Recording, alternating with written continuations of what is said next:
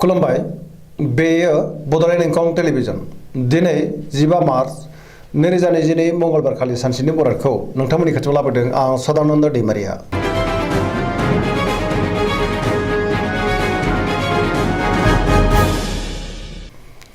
सिगां फरायनो लादों मेष राशि गिबि हांखो अ ल दिनैनि साना मोजां आरो गाज्रिनि गेजेरजों बाबेलनांगोन नेगेटिभ एनार्जिनि गोहोमबो गोग्लैनो हागौ। देहाखौ गोबां खस्थ' मोननांनो हागौ। जानाय लोंनायाव सांग्रां जानाया गाहाम। गुबुनजों मोजां सोमोन्दो लाखिनो रोंगोन नाथाय अब्लाबो गोसोआव जिंगाया बांगोन। गोसोखौ दिनै जोबोर गुदुं गुजुं मोनगोन। मावनो लानाय खामानिखौ मावफुंनो हागोन। रांखावरियाव मोजां नाथाय अब्लाबो खरसायाबो बांगोन। बेफार फालांगियाव मोजां होनजायो। समाजाव दिनै मान मोनगोन। न'खराव बिसि फिसायनि गेजेराव अननानै फैगोन। बिदा फंबायजों मोजां सोमोन्दो थागोन। बहानिफ्रायबा हरखाबै गाज्रि खौरां फैनोबो हागौ। सांग्रां जानाया गाहाम। बहाबा दावबायहैनो खाबु मोनगोन। लाइमोनफोरा दिनै जोबोर रमान्टिक जागोन आरो गावबा गावनि गोसोनि साननायखौ फोरमायलायनोबो हागोन।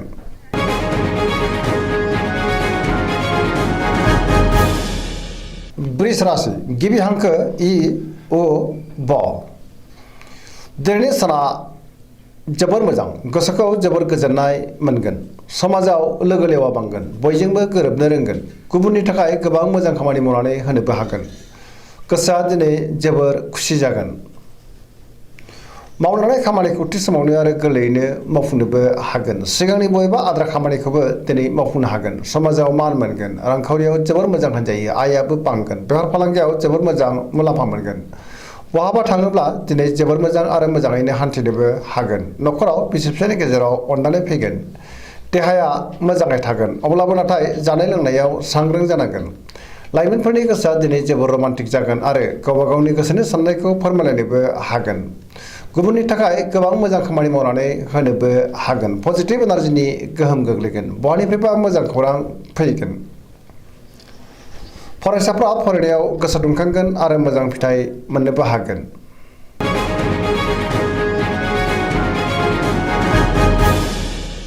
मिथुन राशि गिबि हांखो ख स दिनैनि साना जोबोर मोजां। मावनो लानाय खामानिखौ थि समावनो आरो गोरलैयैनो मावफुंनोबो हागोन। गोसोआव जोबोर गोजोननाय फैगोन। गोसोखौ दिनै जोबोर गोख्रों मोनगोन। बयजोंबो अनसायजागोन आरो अनजागोन। गोसोआव बोलो बांगोन। गोथों आरो गोग्गो साननोबो रोंगोन। मावनो लानाय खामानिखौ थि समावनो मावफुंनो हागोन। देहाया दिनै मोजाङैनो थागोन। रांखावरियाव जोबोर मोजां। गोबां धोन आरजिनोबो हागोन। बेफार फालांगियाव जोबोर मोजां मुलाम्फा मोनगोन। न'खराव दिनै बिसि फिसायनि गेजेराव अननानै फैगोन। बिदा फंबायजों मोजां सोमोन्दो थागोन। समाजावबो मान मोनगोन। सोरबा गोजाम लोगोजों बहाबा लोगो मोननानै गोसोखौ दिनै जोबोर गोजोननाय मोनगोन। सोरजोंबा बाख्नाय जानोबो हागौ।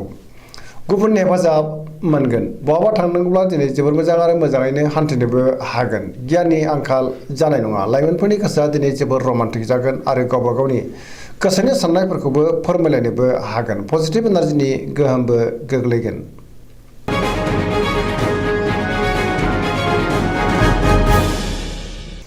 कर्कट राशि गिबि हांखो ड ड ह दिनैनि साना मोजां आरो गाज्रिनि गेजेरजों बाबेलनांगोन।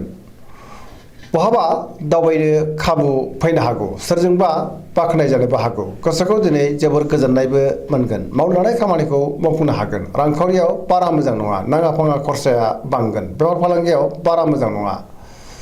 मोननो गोनांखौ दिनै मोननो गोब्राब जागोन। न'खराव बिसि फिसायनि गेजेराव अननानै फैगोन। बिदा फंबायजों मोजां सोमोन्दो थागोन। देहाया मोजाङै थागोन। गुबुननि हेफाजाबखौ मोननो हागोन। गुबुननि गोसोखौ बोनो नाथाय गोब्राब जागोन।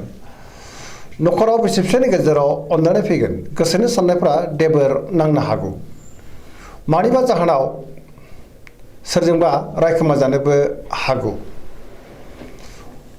नेगेटिभ एनार्जिनि गोहोमबो गोग्लैनो हागौ। सांग्रां जानाया गाहाम। लाइमोनफोरनि गोसोआ दिनै जोबोर आला खाला जागोन।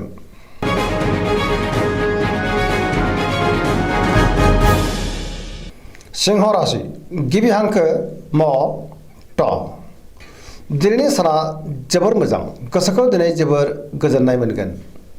सोरजोंबा बाख्नाय जानोबो हागौ। गुबुननि थाखाय गोबां मोजां खामानि मावनानै होनो हागोन। बहाबा दावबायहैनो खाबु मोनगोन आरो मोजाङैनो हान्थिनोबो हागोन। गोसोआव बोलो बांगोन। सोरबा गोजाम लोगोजों बहाबा लोगो मोनज्लायनो हागौ। मावनो लानाय खामानिखौ थि समावनो आरो गोरलैयैनो मावफुंनोबो हागोन। सिगांनि बबेबा आद्रा खामानिखौबो दिनै मावफुंनो हागोन। गोसोखौ जोबोर रमान्टिक मोनगोन। लाइमोनफोरा बहानिफ्रायबा मोजां खौरां मोननो हागौ। रांखावरियाव दिनै जोबोर मोजां, नाथाय अब्लाबो खरसायाबो बांगोन। बेफार फालांगियावबो जोबोर मोजां। न'खराव बिसि फिसायनि गेजेराव अनलायनाय फैगोन। देहाया मोजाङै थागोन। गोसोनि साननाय आरो लुबैनाया मोगथाङाव जाफुंगोन। समाजाव गोबां मान मोनगोन। गुबुननि गोसोखौ दिनै बोनो हागोन। लाइमोनफोरनि गोसोआ जोबोर रमान्टिक जागोन आरो गोसोनि साननायखौ फोरमायलायनोबो हागोन।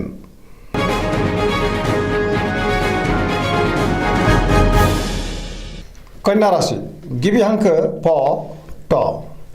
दिनैनि साना मोजां आरो गाज्रिनि गेजेरजों बाबेनलांगोन। बयजोंबो गोरोबनो रोंनाय नङा। गोसोखौ दिनै जोबोर उसुखुथु मोनगोन। गुबुनखौ फोथायनो गोब्राब जागोन। सोरबा लोगोजों दान्थे बिदान्थे एबा एना एनिबो जानो हागौ। गोसोआव गोनो गोथो साननाय फैगोन। रांखावरियाव मोजां, नाथाय अब्लाबो खरसायाबो बांगोन। बेफार फालांगियाव मोजां मुलाम्फा मोनगोन।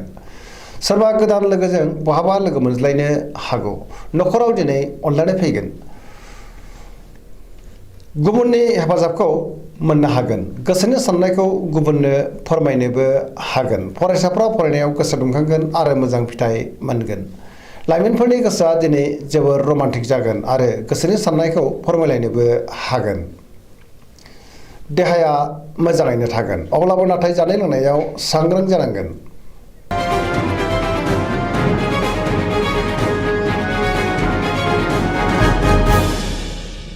तुला राशि गिबि हांखो र ट।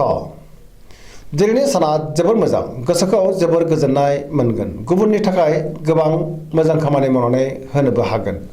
गुबुननि गोसोखौ गोरलैयैनो बोनो हागोन। बहानिफ्रायबा मोजां खौरां फैनोबो हागौ। सोरबा लोगोनिफ्राय मोजां खौरां मोननो हागौ। गोसोखौ दिनै जोबोर रमान्टिक मोनगोन। लाइमोनफ्रा गावबा गावनि गोसोनि साननायखौ फोरमायलायनोबो हागोन। गोसोनि बोलोआबो बांगोन। गोसोनि साननाया मोगथाङाव जाफुंगोन। मावनो लानाय खामानिखौ थि समावनो आरो गोरलैयैनो मावफुंनोबो हागोन। देहाया मोजाङै थागोन। रांखावरियाव जोबोर मोजां। मोननो गोनां धोनखौ मोननो हागोन। बेफार फालांगियावबो जोबोर मोजां होनजायो। न'खराव बिसि फिसायनि गेजेराव अनलायनाय फैगोन।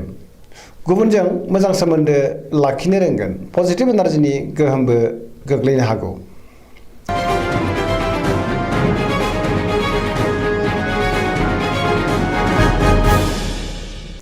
वृश्चिक राशि गिबि हांखो न स। दिनैनि साना मोजां आरो गाज्रिनि गेजेरजों बाबेनलांगोन। गोबां रोखोमनि जेंनाजों मोगा मोगि जानांनो हागौ। सोरबा लोगोनि हेफाजाब मोनगोन। सोरबा गोजाम लोगोजों बहाबा लोगो मोनज्लायनो हागौ। गोसोआव गेबें आरो गोथों साननाय फैगोन। मावनो लानाय खामानिखौ थि समावनो आरो गोरलैयैनो मावफुंनोबो हागोन। गोसोनि बोलोआ बांगोन। समाजाव गोबां मान मोनगोन। न'खराव दिनै बिसि फिसायनि गेजेराव अनलायनाय फैगोन। रांखावरियाव जोबोर मोजां, नाथाय अब्लाबो खरसायाबो बांगोन। बेफार फालांगियाव मोजां होनजायो। देहाया मोजाङैनो थागोन, अब्लाबो नाथाय जानाय लोंनायाव सांग्रां जानांगोन। गुबुननि थाखाय मोजां खामानि मावनानै होनोबो हागोन।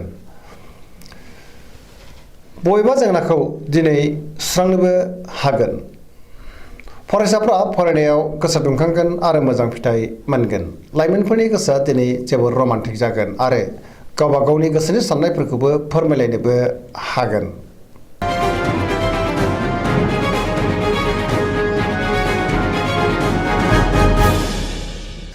धनु राशि गिबि हांखो ढ फ भ। दिनैनि साना जोबोर मोजां। गोसोनि साननाय आरो लुबैनायखौ मोननो हागोन।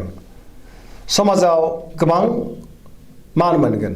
गोसोआव गोग्गो आरो गोथों साननाय फैगोन। पजिटिभ एनार्जिनि गोहोम गोग्लैगोन। सोरजोंबा अनसायजागोन आरो बाख्नायजानोबो हागौ। गोसोनि बोलोआ बांगोन। धोरोमारि बिथिङावबो दिनै गोसो दुंखांगोन। मावनो लानाय खामानिखौ थि समावनो आरो गोरलैयैनो मावफुंनोबो हागोन। रांखावरियाव जोबोर मोजां, नाथाय अब्लाबो खरसायाबो बांगोन। मोननो गोनां धोनखौबो मोननो हागोन। बेफार फालांगियाव जोबोर मोजां मुलाम्फा मोनगोन। देहाया मोजाङै थागोन, अब्लाबो नाथाय जानाय लोंनायाव सांग्रां जानांगोन। न'खराव बिसि फिसायनि गेजेराव अनलायनाय फैगोन। बिमा बिफानि अननाय आरो बोरखौ मोनगोन। बिदा फंबायजों मोजां सोमोन्दो थागोन। गुबुना खहा खालामनो नाजागोन, नाथाय अब्लाबो खहा खालामनो हानाय नङा। लाइमोनफोरनि गोसोआ दिनै जोबोर रमान्टिक जागोन आरो गोसोनि साननायखौ फोरमायलायनोबो हागोन। फरायसाफ्रा फरायनायाव गोसो दुंखांगोन आरो मोजां फिथाइ मोनगोन। पजिटिभ एनार्जिनि गोहोमबो गोग्लैगोन।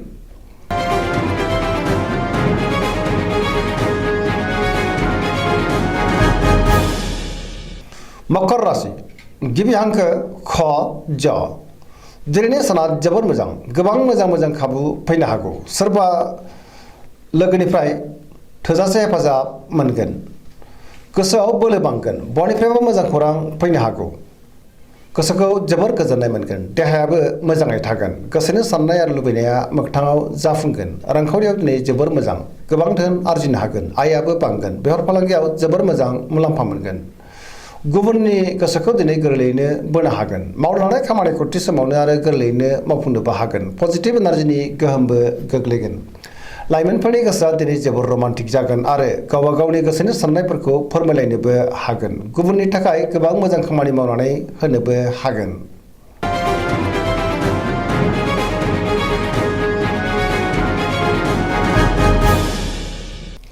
कुम्भ राशि गिबि हांखो ग स स दिनैनि साना जोबोर मोजां सोरजोंबा जोबोर बाख्नाय जागोन गोसोखौ जोबोर गोजोननाय मोनगोन मावनो लानाय खामानिखौ थि समावनो मावफुंनोबो हागोन सिगांनि बबेबा आद्रा खामानिखौबो दिनै मावफुंनो हागोन गोबां मोजां खाबु फैनोबो हागौ बहानिफ्रायबा हरखाबै मोजां खौरां फैनोबो हागौ समाजाव दिनै गोबां मान मोनगोन रांखावरियाव जोबोर मोजां नाथाय अब्लाबो खरसायाबो बांगोन मोननो गोनां धोनखौबो मोननो हागोन बेफार फालांगियाव जोबोर मोजां मुलाम्फा मोनगोन पजिटिभ एनार्जिनि गोहोम गोग्लैगोन देहाया मोजाङै थागोन नखराव दिनै बिसि फिसायनि गेजेराव अननानै फैगोन बिदा फंबायजों मोजां सोमोन्दो थागोन गुबुननि थाखाय गोबां मोजां खामानि मावनानै होनोबो हागोन लाइमोनफोरनि गोसोआ दिनै जोबोर रमान्टिक जागोन आरो गावबा गावनि गोसोनि साननायफोरखौबो फोरमायलायनोबो हागोन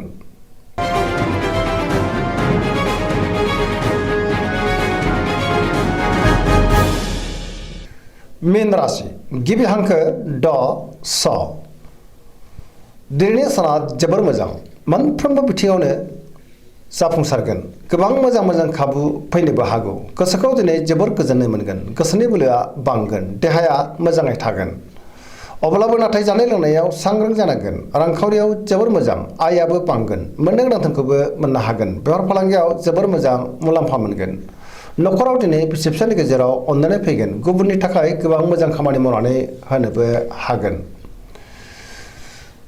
लाइमोनफोरनि गोसोआ दिनै जोबोर रमान्टिक जागोन आरो गोसोनि साननायखौ फोरमायलायनोबो हागोन पजिटिभ एनार्जिनि गोहोम गोग्लैगोन फरायसाफ्रा फरायनायाव गोसो दुंखांगोन आरो मोजां फिथाइ मोनगोन गोसोनि साननाय आरो लुबैनाया दिनै मोगथाङाव जाफुंगोन सरासनस्रायै दिनै साना जोबोर मोजां आरो मोजाङैनो बारग'लांगोन दिनैनि राशि फरायनाया एसेनोसै जोबनायाव बेखौनो खावलायो जाहाथे नोंथांमोना सानफ्रामबो जोंनि बे बड'लेण्ड इंखं टेलिभिजनखौ नायबाय थायो आरो साबस्क्राइब खालामो लोगोसे लाइक खालामो आरो शेयार खालामो एसेनोसै गोजोन्थों।